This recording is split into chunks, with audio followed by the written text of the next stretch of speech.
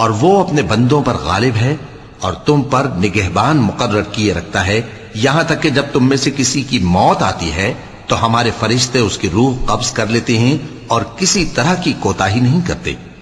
پھر قیامت کے دن تمام لوگ اپنے مالک برحق اللہ تعالی کے پاس واپس بلائے جائیں گے۔ سن لو کہ حکم اسی کا ہے اور وہ نہایت جلد حساب لینے والا ہے۔ کہو بھلا تم کو جنگلوں اور دریاؤں کے اندھیروں سے کون نکال لاتا ہے جبکہ تم اسے عاجزی سے اور چپ کے پکارتے ہو اور کہتے ہو اگر اللہ ہم کو اس تنگی سے نجات بخشے تو ہم اس کے بہت شکر گزار ہوں۔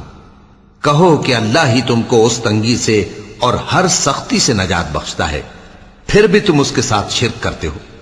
کہہ دو کہ وہ اس پر بھی قدرت رکھتا ہے کہ تم پر اوپر کی طرف سے یا تمہارے پاؤں کے نیچے سے عذاب بھیجے یا تمہیں فرقہ فرقہ کر دے اور ایک کو دوسرے سے بھڑا کر آپس کی لڑائی کا مزہ چکھا دے۔